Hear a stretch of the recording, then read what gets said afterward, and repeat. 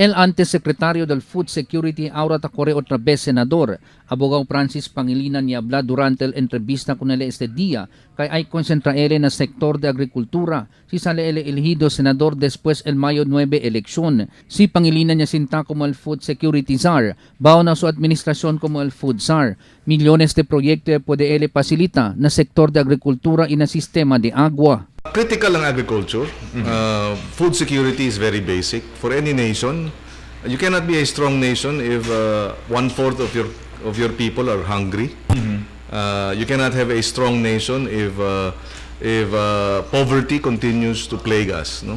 Poverty will always result in social unrest and political instability in the long run. So we really must address food security by 55 million of our kababayans are still in the rural areas.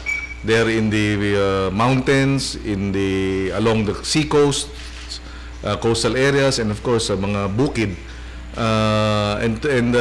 Their primary means of livelihood is agriculture or fisheries.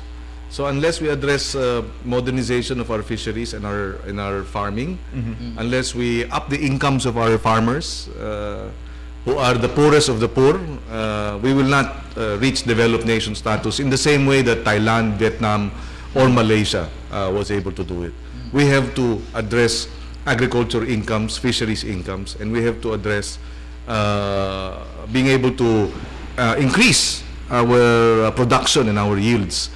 Nasunto de smuggling de azúcar y arroz aquí na siyudad de Zamboanga. Asigon kun Pangilinan debe enforza de puerte el Buro de Aduana con el anti-smuggling laws. Asigon pa kun Pangilinan, el Maritime Industry Authority o Marina debe dale el propio pena kun ang mga lancha i barko takarga mga smuggled goods. No nonsense enforcement, number one.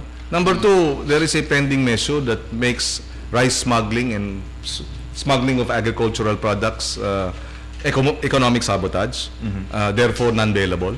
So kailangan talaga no-nonsense enforcement plus greater coordination with the BOC.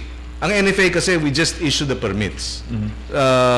If there is no permit, that is smuggled. But we cannot without the BOC, because it's the BOC that guards our ports. Dapat merong BOC NFA partnership, which we've been doing ever since I sat. When Sonny Sevilla was still the commissioner, we had a one-on-one meeting with him.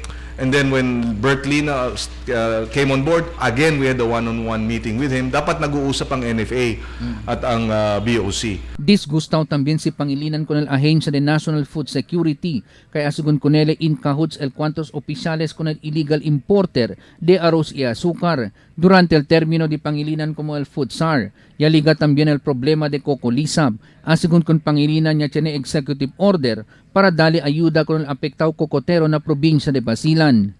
Well, we have a hotline, and we mobilized the community. So dapat dyan punish swiftly, no? So kung merong mga ganyang hindi tamang paabot ka agad sa atin. Let us know about it. They can contact us, they can send us. In fact, a number of complaints in the regions came from Facebook. They were sending us complaints. I would forward it to our administrator para mabantayan, and we need this information. Gilbert Manuel, Dateline Zamboanga.